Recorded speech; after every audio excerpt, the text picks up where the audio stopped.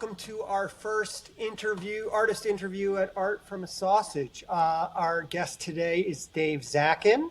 He is an animator and artist, ceramicist, designer, originally from the Boston area and now lives in New York City.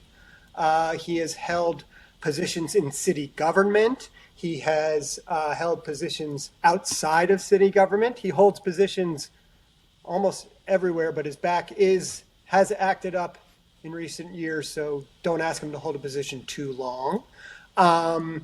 Dave, why don't you walk us through sort of your art historical path to where you are from, I guess, early days in animation to ceramic influencer extraordinaire.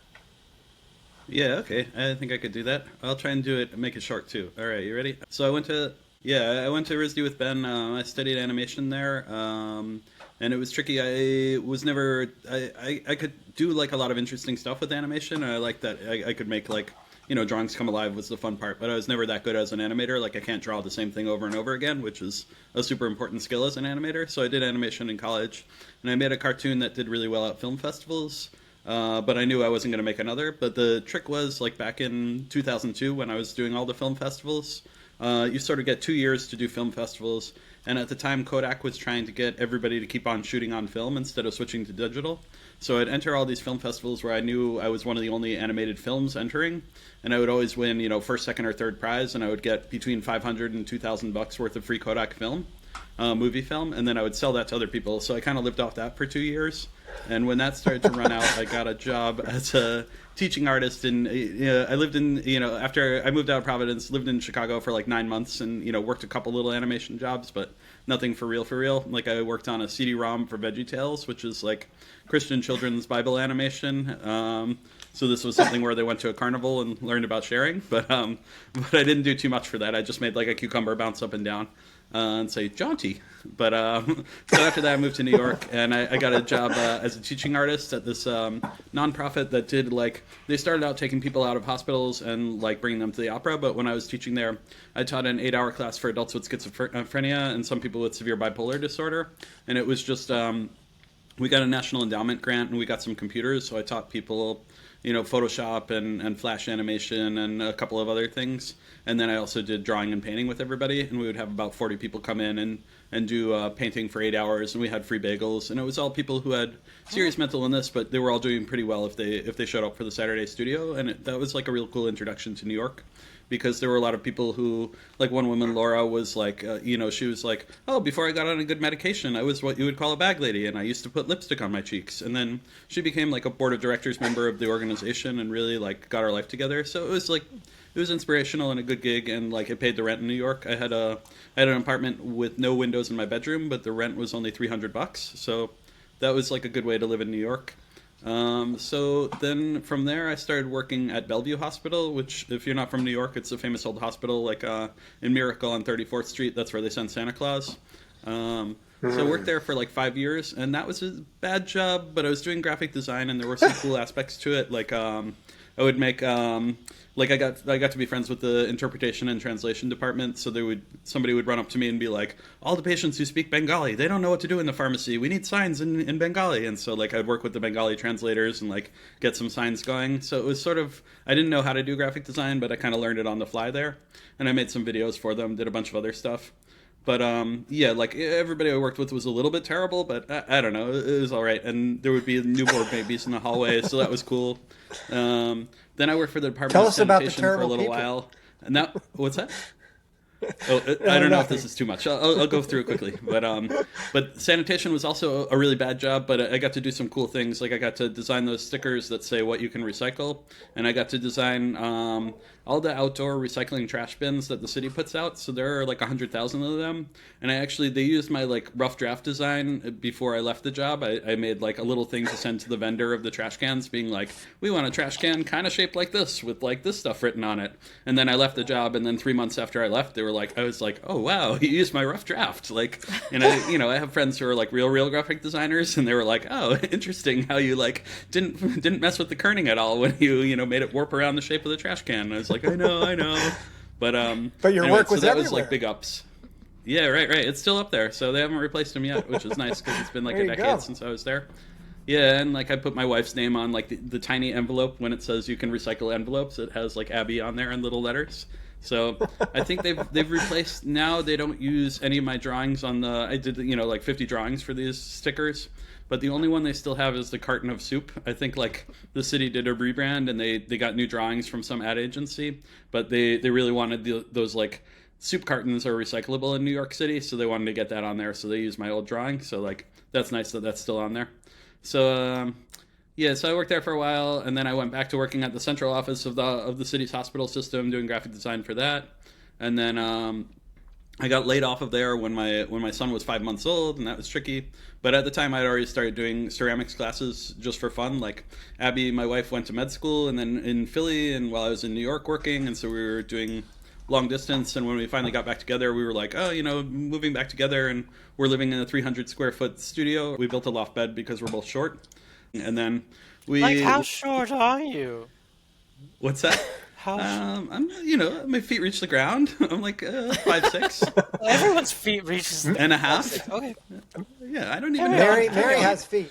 Yeah. Mary has Right. feet. I do. Just so you know. Just so you know. Yeah. Mary has feet. Okay. Yeah. I would like to see them later. I mean, I don't know if you want to show them on the internet, Whoa. but if we do Wow. a direct message no, thing. I'll show you later. Go on. Okay, yeah, go on. yeah, It's been, a, Sure. it's been Yeah, a right. recurring. It's been a recurring issue. People want to see Mary's feet. Right. Oh, definitely. For the right price. But anyway, so I got laid off and I had a 5-month-old kid and I was doing the ceramics for fun, but then I started working at this place, Regional Plan Association, which does like long-term urban planning things for New York. That's really cool that I guess I won't get deep into because I've gone a long time on this question, but I like them a lot. And then I also have been doing ceramics at night, and I went down to working like 3.5 days a week at that job. So I spend all the rest of my time doing ceramics and hanging out with the family.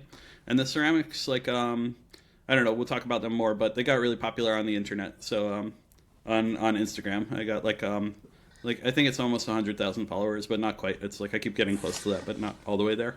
I still don't have the blue check mark on there either. I applied for it and they rejected me, so I don't know if the blue check mark means that much anymore.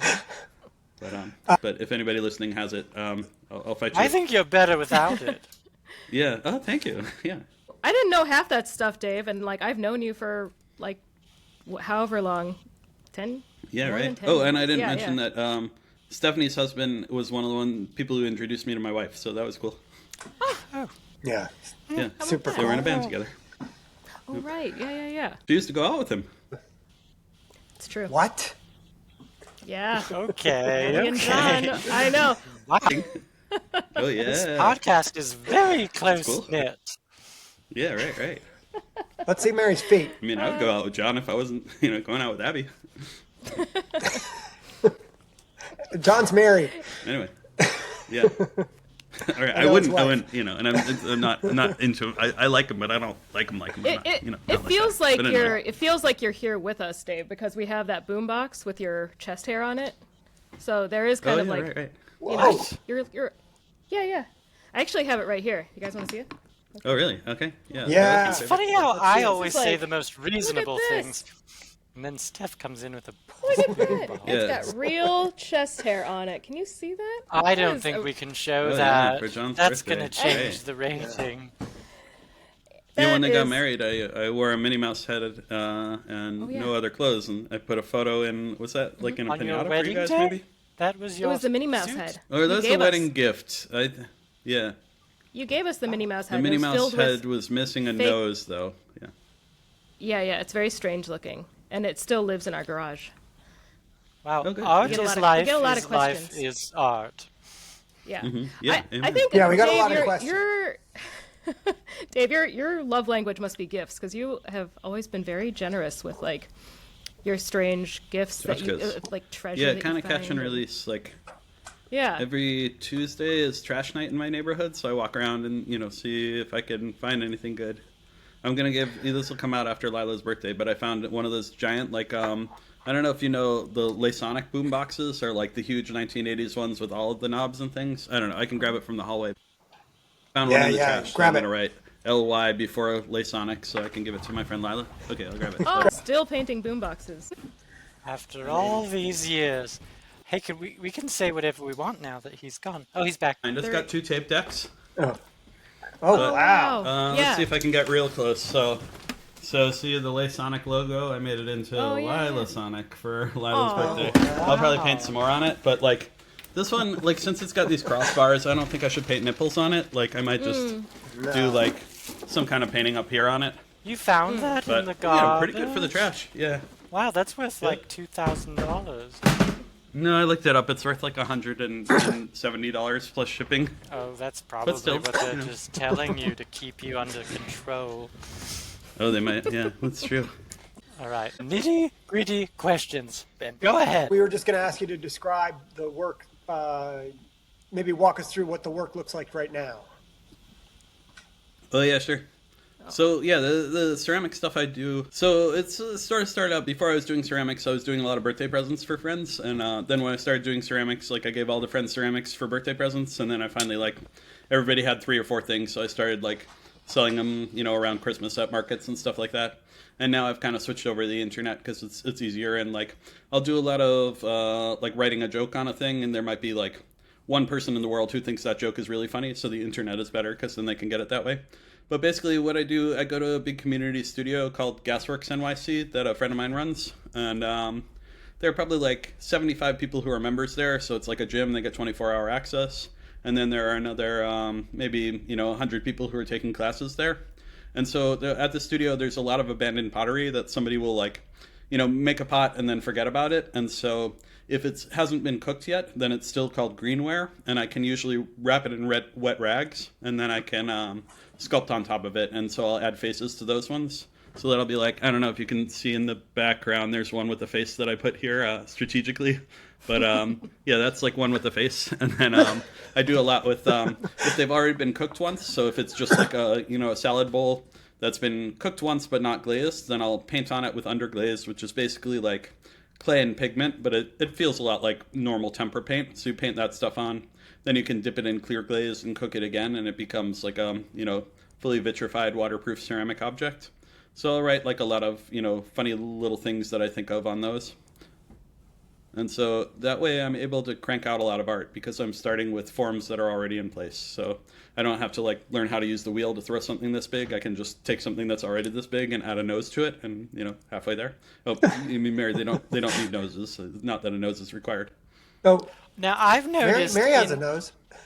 It's very Yeah. small, but I've noticed in I mean, your it's not the size work of your nose. It's that just kind of how, the faces motion in the ocean. they kind of have a I mean, it's- neutral expression, sometimes a little side eye. And Yeah. do you ever, like when you're having a conversation with someone, do you think, oh, I'm gonna steal that. Do you ever say to your friends, pause right there? I want that. I need to take a mental snapshot of this moment. Or how do you, or do they just come to you? Do you sculpt and then Yeah, you say, I hello, I never- know you? I never got good at drawing from life, so I know how to do like 4 kinds of eyes and 2 kinds of noses and maybe like 4 kinds of mouths. So like with that 4 2 4, you can do, I guess 4 times 2 is 8 times 4 is I can make What? like at math? least 32 faces out of that doing a combination.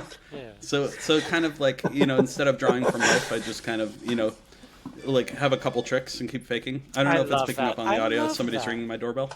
Well, let them in. Bring them on the show. Well, I don't know. More It's a than building Yeah, of 11 bring 'em units. on, Like bring 'em it's on. The more the if merrier. anybody's doing a delivery for anybody in the building, they buzz all the buzzers. So I'd one of my love neighbors to will meet get a it. new person. Oh, well, maybe, yeah. I can invite them in. I don't know. If they buzz again, then I'll get up. But if they don't, Are they single? Are they could be. ready to mingle? They might be. Mary.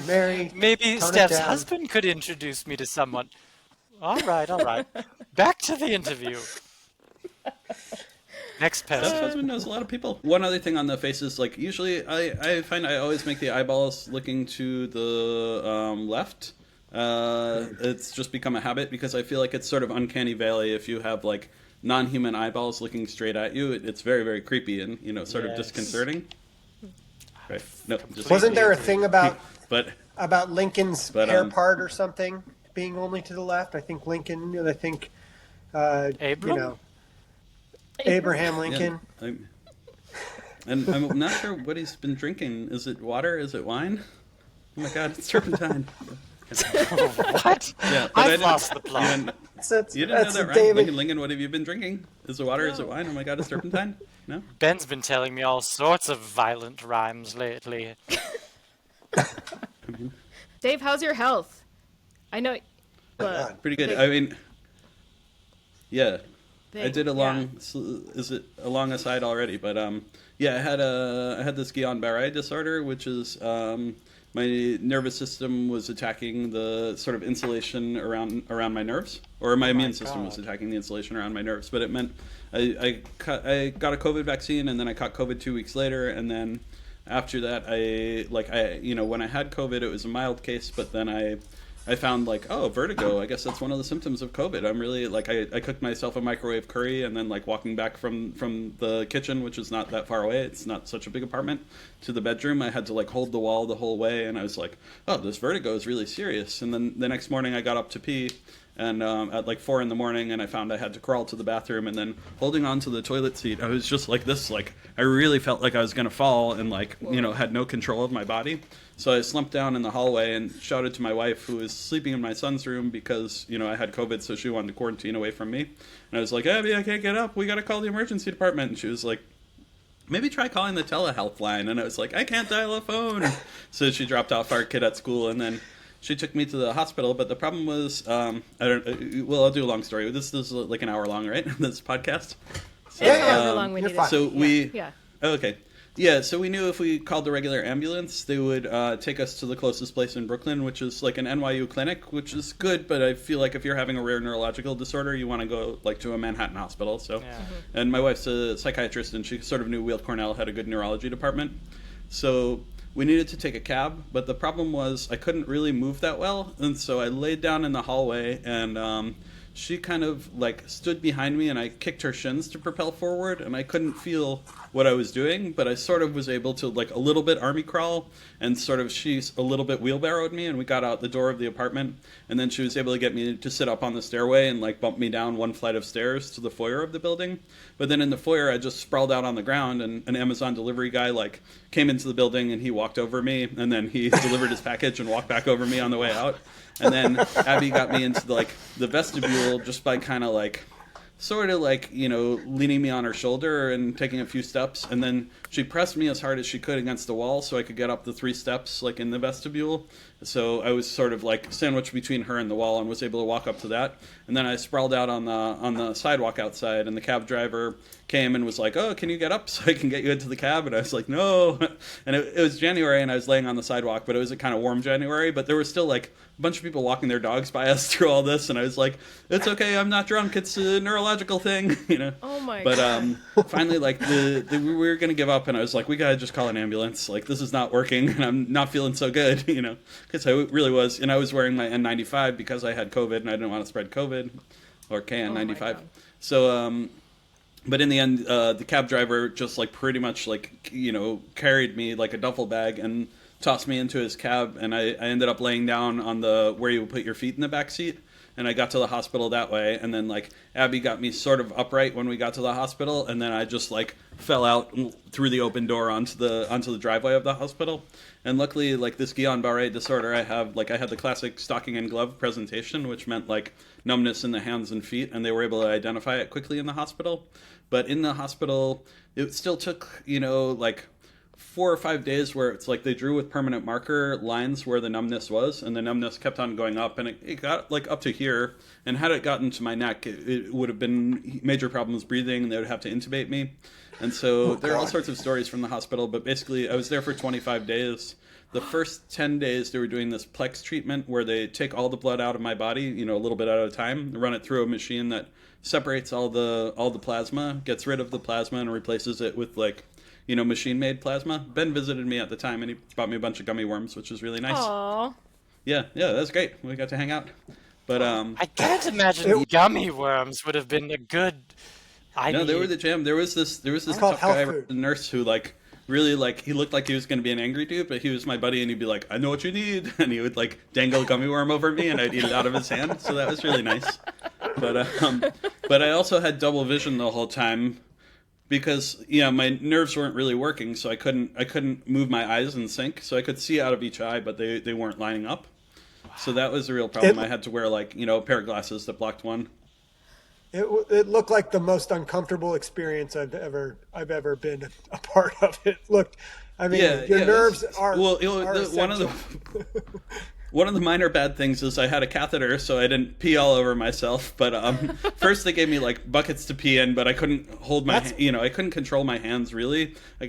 And so I was just peeing everywhere. So they put on a catheter, but then the catheter has a long tube, and I was flailing wildly the whole time because I couldn't feel my legs, and so I kept on kicking the cord of the catheter, and it would pull on my groin, and I could feel that, and I'd be like, oh, that was awful. Oh my God. And so and defecating when you can't move, it's rough. They were just like, do it where you are, and that was hard. So it was the other thing. I was really not sleeping those first 10 days, so I got real sense of delirium, and I was getting very, very paranoid, and I would just frustrated. Telling the difference between night and day was hard, and at night I would flail wildly, but I had a lot of tubes hooked to me, so that was problematic.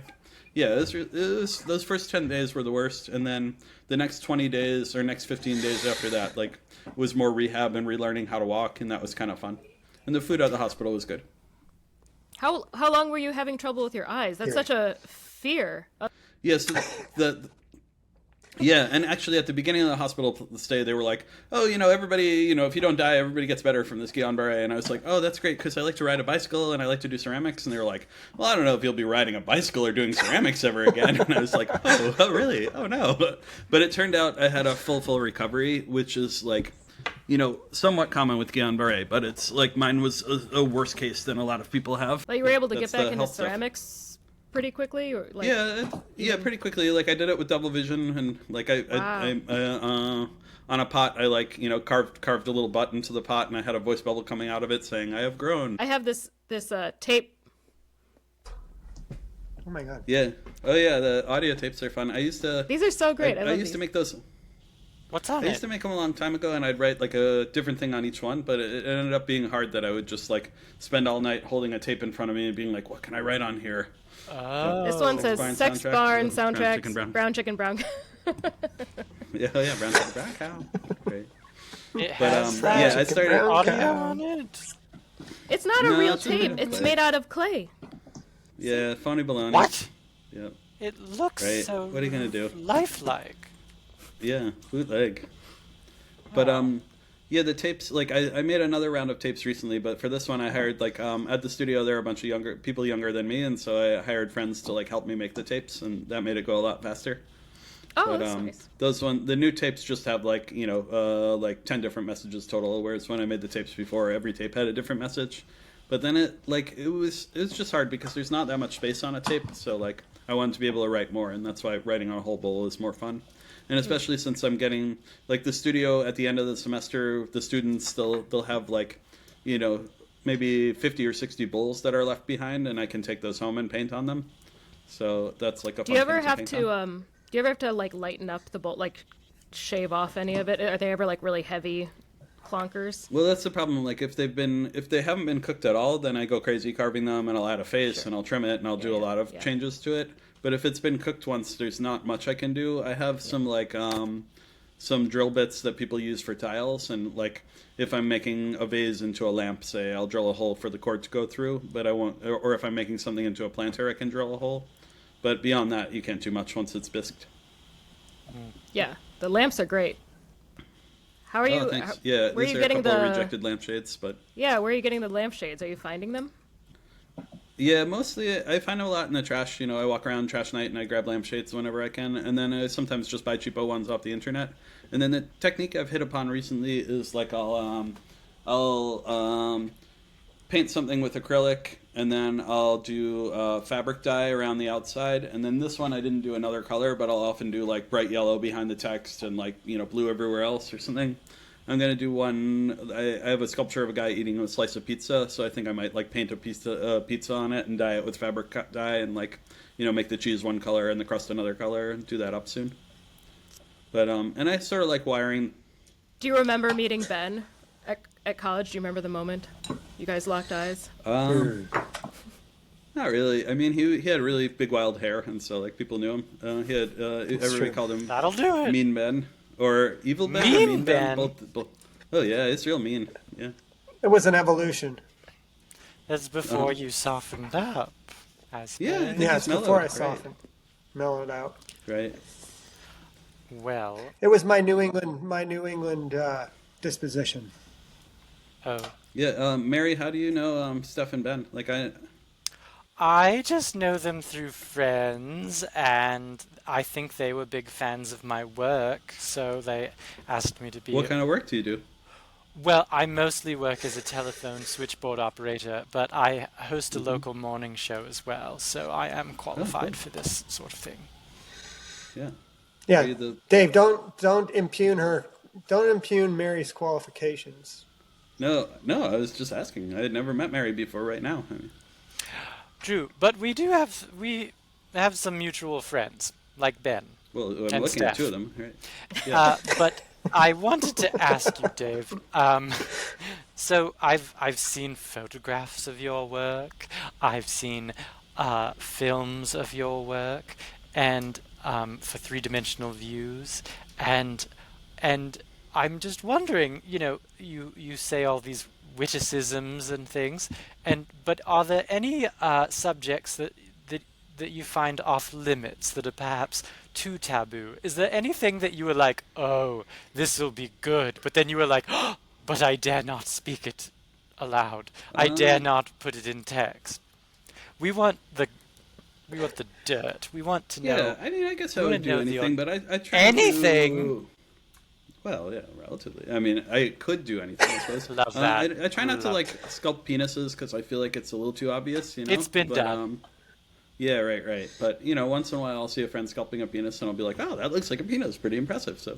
But, yeah, I think the more the limitation is that, like, when I'm writing on, like, a lampshade, it's really hard to paint on a lampshade because it's not opaque, so you have to do a bunch of coats, and with each coat, like, the letters get wider, so you really can't fit more than, like, 10 words on a lampshade, or I found that. So it's more about, brevity. Hopefully it gets me wittier, and then even if I'm painting on a ceramic bowl, too, it's, like, there's not that much space for text.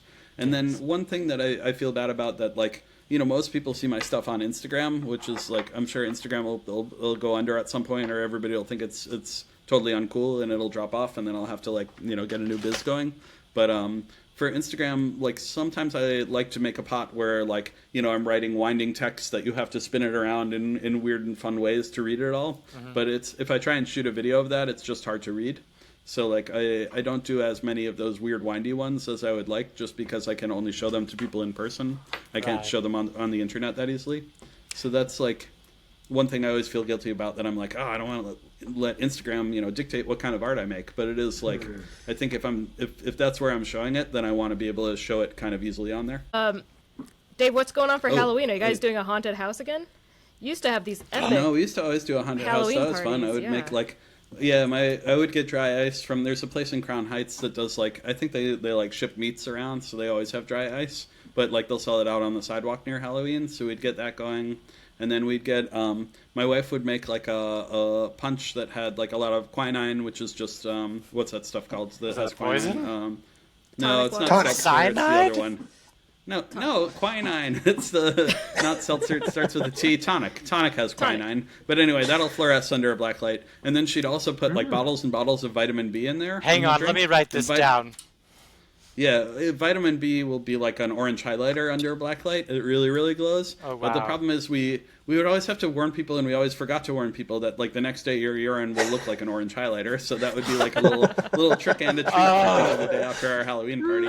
But the Oh other my fun thing we God. would do is, like, we have a long, narrow hallway in our apartment, so I would buy, like, just like this cloth that people put down in their garden to, like, so weeds can't grow through it, is like the cheapest cloth you can get that's pretty light fast. So we'd get black cloth and drape it on the ends of the hallway, so it would be really pitch dark in there. And then I got a bunch of black lights, and the week before the party, there's a thrift store near my apartment that was always throwing out picture frames. So I'd collect picture frames for a month, and then the week before the party, we'd have, like, a mini party where a bunch of friends come over, and we'd make blacklight art and fill up the whole hallway with blacklight art. And so that was like really fun. I would say Nice. setting up for the party might have been more fun than the actual party, you know, but the parties were pretty good. They were pretty good. I They were think fun. we've all been there. Yeah. But now, Yeah, they now were I've definitely got fun. my son is just turned 8. He wants this. Last year he was a box of Rainbow O's cereal, which is a cereal he made up with like a baby unicorn as a mascot, Aw. and so he was like the baby unicorn mascot popping out of the box of cereal, and that was really cool. This year he wants to be a Cute. gingerbread man, so we got to figure out like. I don't know, gingerbread man should be a kind of fun costume to make, but not the most fun. And then I usually just wear like a little cardboard box that looks like a TV. Actually, I have that here. Oh, I can yeah. pull that out if you talk amongst yourself for a second. Oh yeah, put it on. Yeah, I've got to make my son his spider costume. He's going to be a Black Widow spider. Wow. Ooh, scary. Oh, check it out. This is an Aeron chair that I found in the trash. Wow. Nice. Yeah, right. Wow. So I gotta rebuild this costume, but basically a TV with my head sticking out the top, and then this is like the thing that goes on the back of the cathode ray tube. I have to glue back on. Yes. And here's the rabbit ear antennas I have to glue back on. Are you ever Mary, you scared doing that anything for people Halloween? put a needle in the candy? I guess Jesus, you get free needle. Mary. I don't know, a trick and a treat. Yeah. I'm going to be a needle for Halloween. Oh, nice. Yeah, you can Oh, inject my. yourself in me anytime. Thank you. That was I like a might. sexual Whoa. pun. Do you guys get it? Whoa. You know, because like it would be. I don't get it. Oh, yeah, never mind. Yeah. Do we have other questions? I was wondering how you do such a good job with glaze, because coming from painting to ceramics, I found it incredibly difficult to make the glaze work how I wanted it to. That's one thing I feel like I've lost. Like when I was just, painting with acrylic paint or gouache, or, I never did too much with oils because I never had a space where I could work with the toxic stuff. But I would really do the, like Van Gogh tricks where you layer a million colors on top of each other. But now that I'm painting with underglaze, I'll usually do like, solid colors with maybe hatch marks and one other color, because it's really, you're not quite sure how it'll come out. Like I cook at pretty high fire, either cone 6 or cone 10. So a lot of Yeah. that is trial and error, and also relying on friends, like knowing which colors work at which temperatures. And then the other nice thing is that I'm at a community studio where like I'm not mixing my own glazes. They've got like the woman who owns the studio, Gasworks NYC, is my friend Core, and my wife always says like most people work on a profit model, but Core works on like a glaze model. That the whole reason she owns the studio is that so she can like invent a million glazes. With my friend Paul, who invents glazes with her, they're always experimenting with new ones. So people on the internet will compliment my glazing a lot, but a lot of it is that just like I have friends who are making amazing glazes for the community, and I can try those out. Even so, sometimes there's like glaze can be a tricky thing. I've actually used some of those recipes from Gasworks, and they're great for really? making glaze. Oh, that's yeah. awesome. All Yeah. right. Making it all the way to the West Coast. Mm-hmm. Yeah, and so I think the other thing is, like, since I'm taking everybody's rejects, it just means I can crank out a lot of work, so I get to do a lot of trial and error. Like, I never make test tiles, I just make a lot of pieces, and if one piece fails, it's not so bad because I'm making a lot. Right. And once in a while, a really big piece will fail, and then I get sad. And, like, if I drop a piece or it gets lost in the mail, like, I have to mourn for about 45 minutes and just feel real sad for 45 minutes, and then after that, I usually feel, I get it out of my system, and I feel normal again. Ben once broke a lamp. Yeah, I smashed it. Yep. Yep. Why But did then you he do made that, a Ben? print he made that, or a piece he made that was Rage. nice.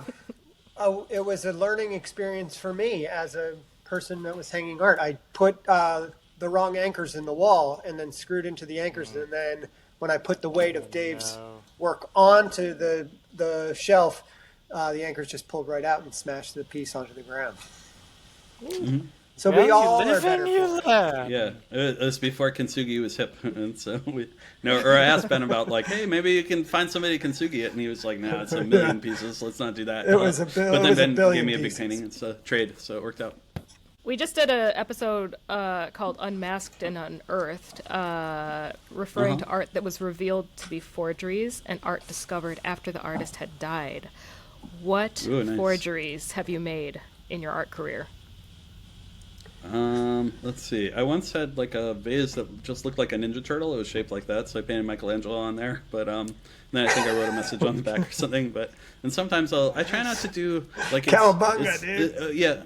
Yeah, another thing, like, other than, making penises, like, it always looks cool when you make a boot like Garfield, but I'm like, I can't do it. It just, like, it looks awesome every time. It's too easy. So, like, I try not to do too many copyrighted characters, because if you do, like, a goofy version of a copyrighted character, it always looks good, and I'm like, all right, well, I'll leave that for other people. But once in a while, I will do Batman if I think of something for Batman to say, and I'll draw a cartoony Batman. But You were the other doing Mickey thing- Mouse the other day. You had a Mickey Oh Mouse. yeah, right. I'll always were take working that's less fine art and more like a good trick. But viewers, if you've made it this far in the podcast, here's your reward. If you buy a Mickey Mouse T-shirt, you can paint a third eye on Mickey Mouse, and it always looks good. And the Kool-Aid Man. We did a Kool-Aid Oh, Man, the other thing. Oh yeah, I Yeah, did you did the Kool-Aid. a pin that said I had sexual intercourse with the Kool-Aid Man. If you need a pin that says I had sexual intercourse with the Kool-Aid Man, you can get one for like $14 on my website, or if you write to me and say I saw it on the podcast, maybe I'll give you a discount. You can get a pin that said I had sexual intercourse with the Kool-Aid Man for even less. This is back to like 50 questions ago, but like other things that are a little off limits for me, I try not to make like copies of real world objects in clay unless I have a context for it, just because I know a lot of other artists who do that really well. Like my friend Stephanie, she'll just do like anything you would find in an Asian grocery store. She'll like recreate it really nicely and make a lot of good choices. So I feel like she kind of got dibs on that. So I don't, but a lot of that's like another bootleg Garfield and recreations of real life objects in clay. Both always look really good, and so I don't do them because it's too easy. But I'll do a lot of other stuff that's very easy. Well, or anybody who views this, maybe you could look me up on the internet and you could see what the art is, because we've been talking about it, but I haven't been showing it. But every year I make a zine that Oh yeah, we love like this one. I just sell it for $4 or $6, but so I wrote like I sometimes wonder I sometimes try to guess how many mouths I've been in, says the spoon. Like I'll do a lot of the ones with text are like pretty simple to make, but take a minute to glaze. Yeah, what's your or website? Is it Hot davezackin.com? dog display vessel. Yeah, or you can find me on internet, just Dave Zackin. There aren't that many Zackins. Like my dad knows all of them because there was a second cousin who was a genealogist. So like anytime I go to a new city and I find somebody named Zackin, he'll be like, "Oh, that's Artie's kid." So that's cool. Wow. Yeah. Small world. Trivia. Are there many Broom Fellows? I Yeah, think I'm cool. the last. Oh wow. And I'm Last. not gonna, Well, add any I don't know. more. You never know. You never know. Oh, Dave. Yeah. I know. I guess we're all I married. know. And never say never. Never Yeah, say never. Yeah, right. Well, The change has occurred. I am now what is called the blood snowflake. Yeah. Well, that's a good place to be. Yeah. Yeah, there's The a I blood video. love that my snowflake. punk rock band would be called Men Don't Pause. And yeah. No. So I think, I don't know if you know this, you probably do because you had a show at Kishka, but we get very excited about sausages. It's our favorite food. Sometimes we just swallow them whole if if we're busy. And I'm wondering if you know why they're called sausages, but are rarely served with sauce. You'd think sauce, edge, sauce, age, sauce, but no. And do you think mustard is a sauce? Do you consider ketchup a sauce? Is red wine reduction a sauce? Is raspberry jelly a sauce? What would you do for a really good sausage? I actually don't eat meat. I still eat fish, but I like a Have soy you sauce. ever Okay. had a non-meat sausage? Yeah, I've had them. Was it I like subpar? food in a tube. We used to. Food in a tube. Steph and Ben both know. Maybe he'll be on the podcast at some point. He's a little bit of a hermit, but our friend Chris Kyung, who also yeah. goes by nom de plume of Chad Kawasaki. But I lived with him briefly in Chicago, and we would buy the sweet sausage, which was the tube of cookie dough. And so one day he ate the whole sweet sausage in one day.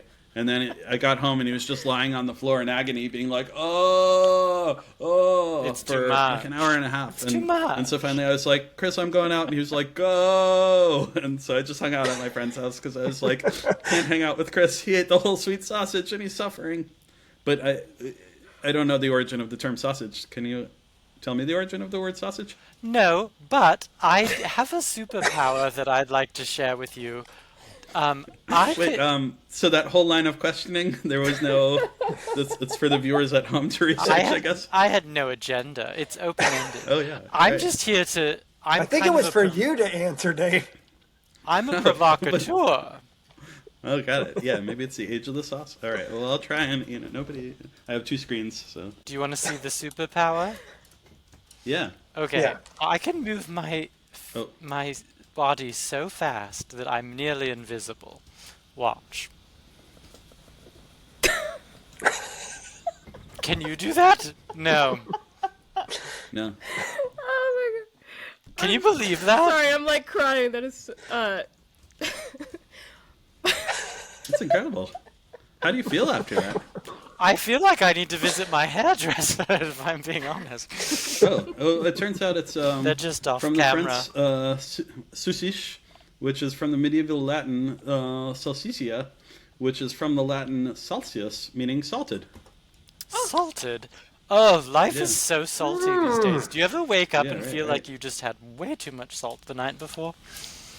Yeah, I mean, I've never been assaulted, but I felt like it, yeah. I mean, you know what I mean, Dave. Yeah, right. Yes, right. Don't get salty with me. See with me? I Oh, invented right. that. Okay, Dave, do you have anything else you want the art-loving public to know about your practice or your, life? I don't know. Maybe, bring me back in a couple of years and I'll get an update going. But, do you have a yeah, drop I coming? think we covered it. Do you have What's an that? Instagram? I had one last night. Last night. Okay, yeah. Yeah. Yeah, Oh, I'll do it so- every month and a half. Once my apartment gets full, then I'll have a sale on the internet. And once in a while, I had a show at Ben's Gallery and try and convince Ben to do a show in New York. I think that would be fun. But, Yeah. Well, where can people it might find happen. you? Where can people find yeah. you online? Do you have a Dropbox account that's open to the public? I do share Dropbox photos actually, but mainly on Instagram is the main place that everybody can see my stuff. It's at Dave Zackin, Zackin, or it's in the corner of the screen. It's in the corner of my screen. Maybe not your screen, viewers. It'll be in the show notes. Or I have a website too. Yeah. Yep. All right, I'll end with that. Yeah. Thanks Say hi everybody. to Abby. Thank you, Great to see you, Dave. Dave. Yep, you got it. Okay, I'll catch you Thanks, later. Dave. Bye bye. Thanks. Bye. Thanks, y'all. Okay, bye, Dave. Goodbye.